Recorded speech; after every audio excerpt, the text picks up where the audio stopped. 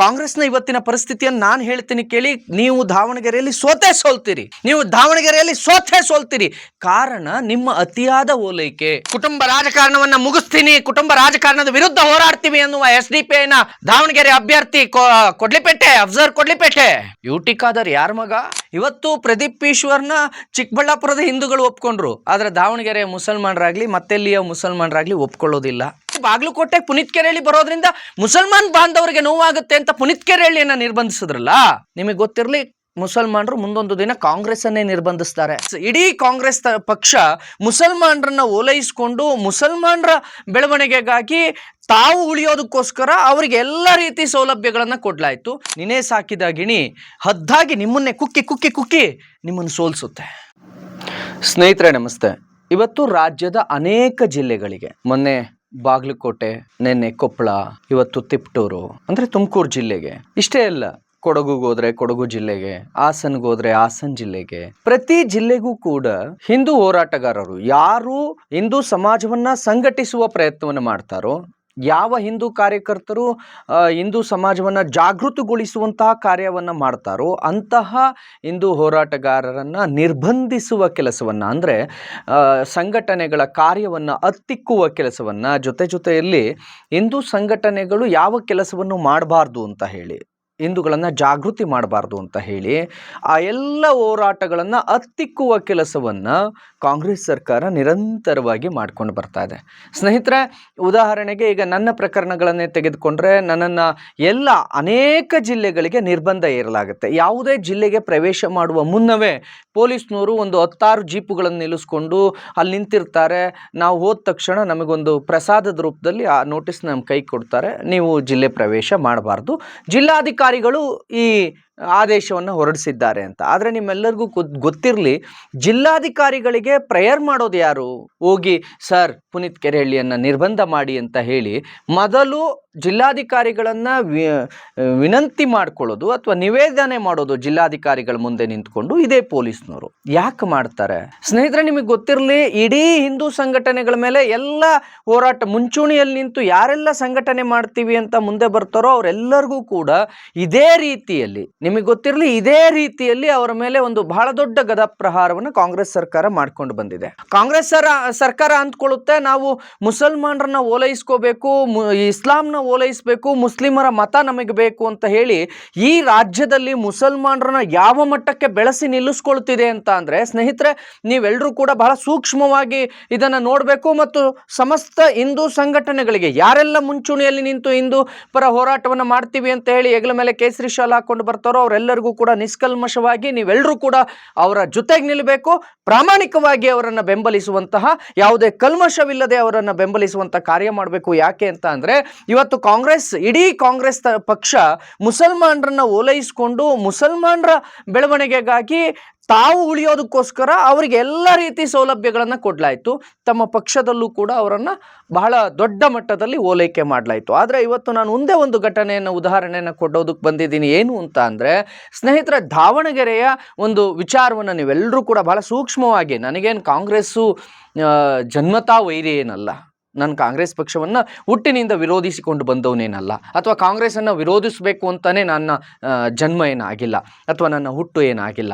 ಕಾಂಗ್ರೆಸ್ಸನ್ನು ನಾನು ವಿರೋಧಿಸೋದಲ್ಲ, ಕಾಂಗ್ರೆಸ್ನ ಆ ವಿಚಾರಧಾರ ಇದೆಯಲ್ಲ, ಮುಸಲ್ಮಾನರನ್ನ ಓಲೈಸಿದ್ರೆ ನಾವು ಉಳಿತೀವಿ ಅನ್ನೋದು ಖಂಡಿತವಾಗಿಯೂ ತಪ್ಪು ಅಂತ. ನೀವು ಮುಸಲ್ಮಾನರನ್ನ ಓಲೈಸಿದ್ರೆ ಉಳಿತೀವಿ ಅಂತ ಹೇಳುವ ಆ ನಿಮ್ಮ ಮಾತು 100ಕ್ಕೆ 100 ಸುಳ್ಳು.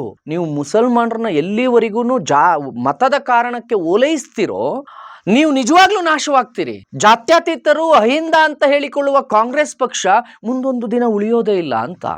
ಯಾವಾಗ ನೀವು ಓಲೈಕೆ ಮಾಡಿ ಅವರನ್ನ ಹೆಚ್ಚು ಮಾಡ್ತಿರೋ, ಅವರನ್ನ ಪ್ರಾಬಲ್ಯ ಮಾಡ್ತಿರೋ, ಅವರು ಪ್ರಾಬಲ್ಯಕ್ಕೆ ಬಂದ ಮೇಲೆ ಅವರು ಪ್ರತ್ಯೇಕತೆಯನ್ನು ಬಯಸ್ತಾರೆ.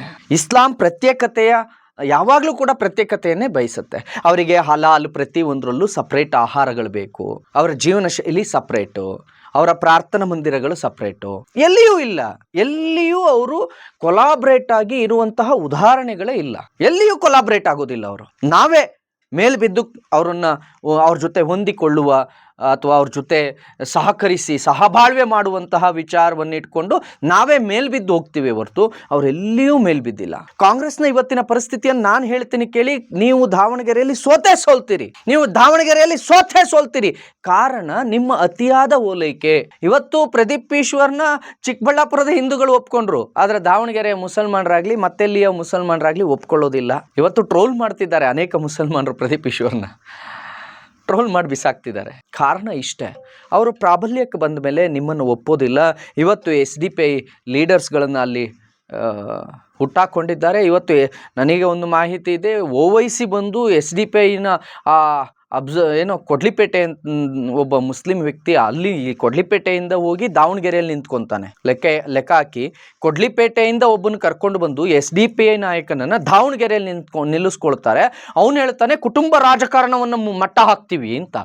ನನಗೆ ಶಾಮನೂರು ಶಿವಶಂಕರಪ್ಪ ಅವರ ಕುಟುಂಬದ ಮೇಲೆ ಪ್ರೀತಿ ಆಗಲಿ ಅಥವಾ ಅವ್ರ ಮೇಲೆ ಗೌರವ ಆಗಲಿ ಯಾವತ್ತೂ ಉಳ್ಕೊಳ್ಳಿಲ್ಲ. ಯಾಕೆ ಅಂತ ಅಂದರೆ ಅವರು ಹಿಂದೂ ಸಮಾಜವನ್ನು ಗಟ್ಟಿಗೊಳಿಸೋದನ್ನು ಬಿಟ್ಟು ಅವ್ರು ಯಾವಾಗಲೂ ಕೂಡ ಮುಸಲ್ಮಾನರನ್ನ ಓಲೈಸ್ಕೊಂಡೇ ಬಂದರು. ಈಗಲೂ ಅಟ್ ಪ್ರೆಸೆಂಟ್ ಅವರಿಗೆ ಒಳಗಡೆ ಹರಿವಿದ್ರು ಕೂಡ ರಾಜಕೀಯ ಕಾರಣಕ್ಕೆ ಅವ್ರಿಗೆ ಗೊತ್ತಿದೆ ಇವತ್ತೇನಾಗ್ತಿದೆ ಅಂತ, ತನ್ನ ಕ್ಷೇತ್ರದಲ್ಲಿ ಏನಾಗ್ತಿದೆ ಅನ್ನೋದು ಅವ್ರಿಗೆ ಗೊತ್ತಿದೆ. ಆದರೂ ಕೂಡ ರಾಜಕೀಯ ಕಾರಣಕ್ಕೆ, ರಾಜಕೀಯದಲ್ಲಿ ಇರಬೇಕು ಅನ್ನೋ ಕಾರಣಕ್ಕೆ ಆ ಸತ್ಯವನ್ನ ಆಚೆ ಹೇಳದೆ ಈಗಲೂ ಓಲೈಕೆ ಮಾಡ್ತಿದ್ದಾರಲ್ಲ, ಹೇಳಿ ಏನಾಗುತ್ತೆ ಮುಂದೆ. ನಾನು ಈಗಲೂ ಕಾಂಗ್ರೆಸ್ನ ಎಲ್ಲರಲ್ಲಿ ಕೇಳ್ಕೊಳ್ಳೋದು, ಹಿಂದೂಗಳಲ್ಲಿ ಈಗಲಾದ್ರೂ ಬದಲಾಗಿ. ನೀವು ಉಳಿಬೇಕು ಅಂತ ಅಂದ್ರೆ ನಿಮ್ಮೊಂದಿಗೆ ಹಿಂದೂಗಳಿರ್ಬೇಕು.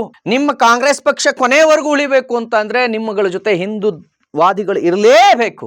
ಆದರೆ ಆ ಹಿಂದುತ್ವವನ್ನೇ ನೀವು ವಿರೋಧಿಸಿಕೊಂಡು ಮುಸಲ್ಮಾನರನ್ನ ಓಲೈಸ್ಕೊಂಡು ಬಂದಿದ್ದೆ ಆದರೆ ಮುಂದೊಂದು ದಿವಸ ನಿಮ್ಮ ಈ ಓಲೈಕೆಗೆ, ನಿಮ್ಮ ಈ ರಾಜಕಾರಣಕ್ಕೆ ಹಿಂದೂಗಳನ್ನು ಬಲಿಪಶು ಮಾಡ್ತೀರಿ, ಹಿಂದೂಗಳನ್ನು ನಡುಬೀದಿಯಲ್ಲಿ ನಿಲ್ಲಿಸ್ತೀರಿ. ಎಲ್ಲೆಲ್ಲಿ ಪ್ರಾಬಲ್ಯಕ್ಕೆ ಬರ್ತಾರೋ ಅಲ್ಲೆಲ್ಲ ಕೂಡ ಅವರು ಪ್ರತ್ಯೇಕತೆಯನ್ನೇ ಬಯಸ್ತಾರೆ. ಯಾರಿಗೆ ಓಟ್ ಹಾಕ್ತಾರೆ ಅನ್ಕೊಂಡಿದ್ದೀರಿ? ನೋಡೋಣ, ನಾನು ಕಾದು ನೋಡ್ತೀನಿ. ನಿಮ್ಮ ಮಾತು ನಿಜವಾಗಿದ್ರೆ ಮುಸಲ್ಮಾನರ ಅಷ್ಟು ಮತಗಳು 99% ಮುಸಲ್ಮಾನರ ಮತಗಳನ್ನ ತೆಗೆದುಕೊಳ್ತಿದ್ದ ಕಾಂಗ್ರೆಸ್, ನೋಡೋಣ ದಾವಣಗೆರೆಯಲ್ಲಿ ಎಷ್ಟು % ಓಟನ್ನು ತೆಗೆದುಕೊಳ್ಳುತ್ತೆ ಮುಸಲ್ಮಾನರದ್ದು ಅಂತ. ಅಕಸ್ಮಾತ್ 99% ಮುಸಲ್ಮಾನರು ಕಾಂಗ್ರೆಸ್ಗೆ ಓಟ್ ಹಾಕಿದ್ದೆ ಆದ್ರೆ ಆಗ ಕಾಂಗ್ರೆಸ್ನ ಜಾತ್ಯತೀತತ, ಅಹಿಂದ ಮತ್ತು ನಾವು ಸೌಹಾರ್ದಯುತ ಅಂತ ಹೇಳುವ ಮಾತನ್ನು ನಾನು ಒಪ್ತೇನೆ. ಯಾಕೆ ನಾನು ಚುನಾವಣಾ ಪೂರ್ವದಲ್ಲೇ ಈ ಮಾತು ಹೇಳ್ತಾ ಇದ್ದೀನಿ ಅಂತ ಅಂದರೆ, ಚುನಾವಣಾ ಆದಮೇಲೆ ಎಲ್ಲರೂ ಬಂದು ಇದನ್ನ ಇಟ್ಕೊಂಡು ಹೇಳ್ದ ಪುನೀತ್ ಕೆರೆಹಳ್ಳಿ, ಇಲ್ಲ, ನಾವು ಮೊದಲಿಂದ ಹೇಳ್ತಾ ಇದ್ದೀವಿ, ಅವರು ಪ್ರತ್ಯೇಕತೆಯನ್ನೇ ಬಯಸ್ತಾರೆ. ನೀವು ಹಿಂದೂ ಹೋರಾಟಗಾರರನ್ನ ನಿರ್ಬಂಧಿಸ್ತೀರಿ. ಯಾರಿಗಾಗಿ? ಪುನೀತ್ ಕೆರೆಹಳ್ಳಿ ಬಾಗಲಕೋಟೆಗೆ ಹೋಗ್ತಾ ಇದ್ದಿದ್ದು ಹಿಂದೂ ಕಾರ್ಯಕ್ರಮಕ್ಕೆ, ಯಾವುದೋ ಮುಸಲ್ಮಾನರ ವಿರುದ್ಧ ಅಲ್ಲ, ಆದ್ರೆ ಮುಸಲ್ಮಾನರನ್ನ ಓಲೈಸೋದಕ್ಕೆ. ಅಲ್ಲಿ ಬಾಗಲಕೋಟೆಗೆ ಪುನೀತ್ ಕೆರೆಹಳ್ಳಿ ಬರೋದ್ರಿಂದ ಮುಸಲ್ಮಾನ್ ಬಾಂಧವರಿಗೆ ನೋವಾಗುತ್ತೆ ಅಂತ ಪುನೀತ್ ಕೆರೆಹಳ್ಳಿಯನ್ನ ನಿರ್ಬಂಧಿಸಿದ್ರಲ್ಲ. ನಿಮಗೆ ಗೊತ್ತಿರಲಿ, ಮುಸಲ್ಮಾನರು ಮುಂದೊಂದು ದಿನ ಕಾಂಗ್ರೆಸ್ ಅನ್ನೇ ನಿರ್ಬಂಧಿಸ್ತಾರೆ. ಅವರು ಖಂಡಿತವಾಗಿಯೂ ನಿರ್ಬಂಧಿಸ್ತಾರೆ. ಈಗಾಗಲೇ ನನಗೆ ಗೊತ್ತಿರೋ ಪ್ರಕಾರ ದಾವಣಗೆರೆಯಲ್ಲಿ ಕಾಂಗ್ರೆಸ್ ಅನ್ನ ಮುಸಲ್ಮಾನರು ನಿರ್ಬಂಧಿಸಿ ಆಗಿದೆ. ಯಾವುದೇ ಕಾರಣಕ್ಕೂ ಕಾಂಗ್ರೆಸ್ಸಿಗೆ ಅವ್ರು ಮತ ಹಾಕೋದಿಲ್ಲ. ನಿಮ್ಗಳ ಜೊತೆ ಯಾರೋ ಒಂದು 10-15 ಜನ ಜೊತೆಗೆ ಬಂದು ನಿಂತ್ಕೊಂಡಿರ್ಬೋದು, ಅವರನ್ನು ಓಲೈಸೋದಕ್ಕೆ ನೀವು ಹಿಂದೂಗಳ ಮೇಲೆ ಗದಪ್ರಹಾರವನ್ನು ಮಾಡಬಹುದು ಮುಂದೆಯೂ ಕೂಡ, ನನಗೆ ಗೊತ್ತಿಲ್ಲ. ಆದರೆ ನಾನು ಈಗಲೂ ಹೇಳ್ತಾ ಇದ್ದೀನಿ, ಎಲ್ಲಿ ಕೊಪ್ಪಳಕ್ಕೆ ನಮ್ಮನ್ನು ನಿರ್ಬಂಧಿಸ್ತೀರಿ, ಎಲ್ಲಿ ತಿಪ್ಟೂರಿಗೆ ನಮ್ಮನ್ನು ನಿರ್ಬಂಧಿಸ್ತೀರಿ, ನಿಮ್ಮ ಈ ನಿರ್ಬಂಧ ಎಲ್ಲಿವರೆಗೂ? ನಿಮಗೆ ಅಧಿಕಾರ ಇರೋವರೆಗೂ. ಎಲ್ಲಿವರೆಗೂ ನಿಮ್ಗೆ ಆ ಅಧಿಕಾರ ಇರುತ್ತೆ ಅಂದರೆ ಅವರು ಪ್ರಾಬಲ್ಯರಾಗೋವರೆಗೂ ಅಷ್ಟೇ.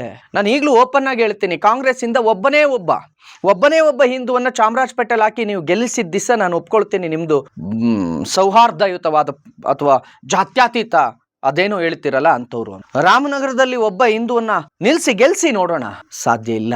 ದಯವಿಟ್ಟು ಈಗಲಾದ್ರೂ ನಾನು ನಿಮ್ಮೆಲ್ಲರಲ್ಲಿ, ಕಾಂಗ್ರೆಸ್ನ ಮತದಾರರಲ್ಲಿ ಮತ್ತು ಕಾಂಗ್ರೆಸ್ನ ಮುಖಂಡರಲ್ಲಿ ಕೇಳ್ಕೊಳ್ತೀನಿ, ನಿಮ್ಮ ರಾಜಕೀಯಕ್ಕಾಗಿ ನಮ್ಮನ್ನು ಬಲಿಪಶು ಮಾಡಬೇಡ್ರಿ.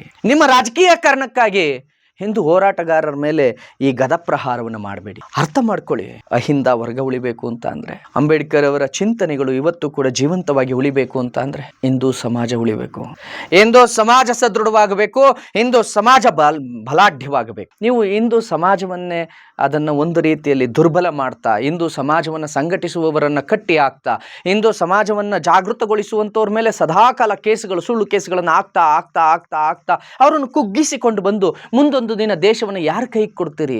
ಮಲ್ಲಿಕಾರ್ಜುನ ಅವರೇ, ದಾವಣಗೆರೆಯಲ್ಲಿ ಇಡೀ ದಾವಣಗೆರೆಯ ದಕ್ಷಿಣವನ್ನು ಯಾರ ಕೈಗೆ ಕೊಡ್ತಾ ಇದ್ದೀರಿ? ಇವತ್ತು ದಾವಣಗೆರೆ ದಕ್ಷಿಣ ಏನಾದ್ರೂ ಮುಂದೊಂದು ದಿನ ಜಿಹಾದಿಗಳ ಕೈಗೆ ಸಿಕ್ಕತ್ತೆ ಅನ್ನೋದಾದ್ರೆ ಅದಕ್ಕೆ ನೀವೇ ಕಾರಣ. ಯಾಕೆ ಅಂತ ಅಂದ್ರೆ ಅತಿಯಾದ ಓಲೈಕೆಯ ಪರಿಣಾಮ ಇವತ್ತು ನೀವು ಜಿಹಾದಿಗಳ ಕೈ ಕೊಡ್ತಾ ಇದ್ದೀರಿ. ಯಾರು ಜಿಹಾದಿಗಳು ಅಂತ ಅಂದ್ರೆ, ನಡು ರೋಡ್ ನಲ್ಲಿ ನಿಂತ್ಕೊಂಡು ನಾವು ಹುಲ್ಲು ತಿಂದು ಬೆಳೆದವರಲ್ಲ, ದನದ ರಕ್ತ ರಕ್ತವನ್ನ ತಿಂದು ಬೆಳೆದವರು ಅಂತ ಬಹಿರಂಗವಾಗಿ ಗೋವಿನ ಹತ್ಯೆ ಮಾಡಿ ಬೆಳೆದವರು ನಾವು ಅಂತ, ಗೋವಿನ ಹತ್ಯೆ ಮಾಡಿ ಅದರ ರಕ್ತ ಕುಡಿತೀವಿ ಅಂತ ಹೇಳುವಂಥ ಒಬ್ಬ ವ್ಯಕ್ತಿ ಇವತ್ತು ಅಲ್ಲಿ ಬಂದು ನಿಂತ್ಕೊಂಡು ಅವನ ಪರವಾಗಿ ಮತ್ತಾರು ಬಂದು ಇವತ್ತು ಪ್ರಚಾರ ಮಾಡ್ತಾರೆ ಅನ್ನೋದಾದ್ರೆ ಈ ಮಟ್ಟಕ್ಕೆ ಅವ್ರನ್ನ ಬೆಳೆಸಿ ನಿಲ್ಸಿದ್ ನೀವೇ ಅಂತ ನಾವು ಇದನ್ನೇ ಹೇಳ್ತಾ ಇರೋದು. ಮಾಡಬೇಡಿ ಮಾಡಬೇಡಿ ಮಾಡಬೇಡಿ. ಕಾಂಗ್ರೆಸ್ನಲ್ಲಿ ಇರ್ತಕ್ಕಂಥ ಎಲ್ಲ ಮುಖಂಡರುಗಳಿಗೆ ಹೇಳ್ತಾ ಇದ್ದೀನಿ, ಎಲ್ಲ ಶಾಸಕರುಗಳಿಗೆ ಹೇಳ್ತಾ ಇದ್ದೀನಿ, ನಿಮ್ಮ ಕ್ಷೇತ್ರವೂ ಹೀಗೆ ಆಗುತ್ತೆ, ನಿಮ್ಮ ಕ್ಷೇತ್ರವೂ ಹೀಗೆ ಆಗುತ್ತೆ. ಈಗಲಾದ್ರೂ ನೀವು ಜಾಗೃತರಾಗಿ. ಅಲ್ಲಿರ್ತಕ್ಕಂಥ ಸ್ಥಳೀಯ ಹಿಂದೂ ಸಂಘಟನೆಗಾರರನ್ನ ನಿಮ್ ಜೊತೆಗೆ ಇಟ್ಕೊಳ್ಳಿಲ್ಲ ಅಂತ ಅಂದ್ರೆ, ಹಿಂದೂಗಳನ್ನ ನಿಮ್ ಜೊತೆಗೆ ಸೇರಿಸ್ಕೊಳ್ಳಿಲ್ಲ ಅಂತ ಅಂದ್ರೆ, ಹಿಂದೂಗಳ ಉಳಿವಿಗಾಗಿ ನೀವು ಧ್ವನಿ ಎತ್ತಲಿಲ್ಲ ಅಂತ ಅಂದ್ರೆ, ಮುಂದೊಂದು ದಿನ ದಾವಣಗೆರೆಗೆ ಬಾಗಲಕೋಟೆಗೆ ಬಂದ ಪರಿಸ್ಥಿತಿ ನಿಮ್ಮ ಕ್ಷೇತ್ರದಲ್ಲಿ ನಿಮಗೂ ಬರುತ್ತೆ. ಕುಟುಂಬದ ಇದನ್ನ ಒಡೆದಾಕ್ತಿವಿ, ಕುಟುಂಬ ರಾಜಕಾರಣವನ್ನು ಮುಕ್ತ ಮಾಡ್ತೀವಿ ಅಂತ ಹೇಳುವಂತ ಅಫ್ಸರ್ ಕೊಡ್ಲಿಪೇಟೆ ಯುಟಿ ಖಾದರ್ ಮಗ ಏನಾದ್ರು? ಯುಟಿ ಖಾದರ್ ತಂದೆ ಯಾರು? ಕುಟುಂಬ ರಾಜಕಾರಣವನ್ನ ಮುಗಿಸ್ತೀನಿ, ಕುಟುಂಬ ರಾಜಕಾರಣದ ವಿರುದ್ಧ ಹೋರಾಡ್ತೀವಿ ಅನ್ನುವ SDPI ದಾವಣಗೆರೆ ಅಭ್ಯರ್ಥಿ ಕೊಡ್ಲಿಪೇಟೆ ಅಫ್ಸರ್ ಕೊಡ್ಲಿಪೇಟೆ. ಯುಟಿ ಖಾದರ್ ಯಾರ ಮಗ? ಓ, ಕುಟುಂಬ ರಾಜಕಾರಣ ಅಲ್ವಾ ಅದು? ಹೋಗಿ ನಿಂತ್ಕೊ ಅಲ್ಲಿ. ನಿಮ್ಮ ಈ ನೌಟಂಕಿ ಆಟಗಳು ನಮಗೆ ಗೊತ್ತಾಗೋದಿಲ್ಲ ಅಂತ ಅನ್ಕೋಬೇಡಿ. ಯಾವ್ಯಾವ ವಿಧದಲ್ಲಿ ಹಿಂದೂಗಳನ್ನ ನೀವು ಹಾಳು ಮಾಡ್ಬೋದೋ ಅದೆಲ್ಲ ವಿಧದಲ್ಲೂ ನೀವು ಹಿಂದೂಗಳನ್ನ ಹಾಳು ಮಾಡ್ಕೊಂಡೇ ಬಂದಿದ್ದೀರಿ. ಈಗಲಾದ್ರೂ ಕಾಂಗ್ರೆಸ್ನವ್ರು ಜಾಗೃತರಾಗ್ತಾರ ಅಂತ ಅಂದ್ರೆ ಇಲ್ಲ. ಬುಡಕ್ಕೆ ಬೆಂಕಿ ಬಿದ್ದಿದೆ. ಮುಂದೆ ಮತ್ತೆ ಸೌಹಾರ್ದತೆ ಮಾತುಗಳನ್ನ ಆಡ್ತೀರಿ, ಮತ್ತು ಮುಂದೆ ಜಾತ್ಯತೀತತೆ ಮಾತುಗಳನ್ನ ಆಡ್ತೀರಿ.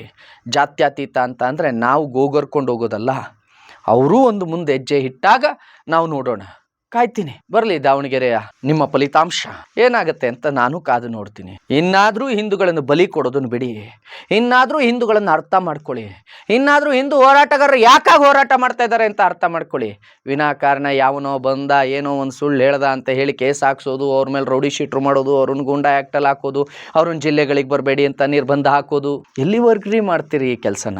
ಮತದಾರರು ಎಲ್ಲಿವರೆಗೂ ಇದನ್ನು ಸಹಿಸ್ಕೊಳ್ತೀರಿ? ನೀವು ಮಾಡುವಂಥ ಇಂಥ ಲಜ್ಜೆಗೇಡಿತನದಿಂದ ಮುಂದೊಂದು ದಿನ ಹಿಂದೂ ಸಮಾಜ ತಲೆ ತಗ್ಗಿಸಿ ನಿಂತ್ಕೋಬೇಕಾಗತ್ತೆ. ಆ ತಲೆ ತಗ್ಗಿಸುವ ಹಿಂದೂ ಸಮಾಜದ ಹಿಂದೆ ಕತ್ತಿ ಹಿಡಿದು ನಿಂತಿದ್ದೋರು ನೀವೇ ಅನ್ನೋದು ನಿಮಗೆ ಮುಂದೊಂದು ದಿನ ಅರಿವಾಗುತ್ತೆ. ಬೆನ್ನಿಗೆ ಚೂರಿ ಹಾಕೋ ಕೆಲಸ ಮಾಡಬೇಡಿ.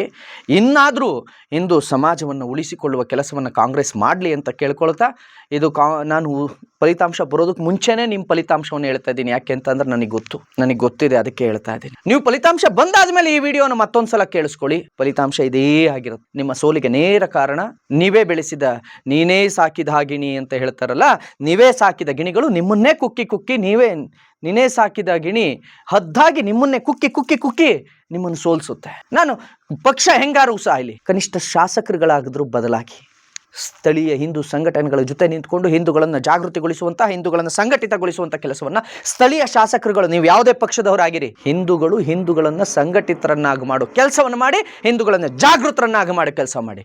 ಇಲ್ವಾ ಮುಂದೊಂದು ದಿನ ನೀವು ನಾಶವಾಗಿ ಹೋಗ್ತೀರಾ ಅಷ್ಟೇ.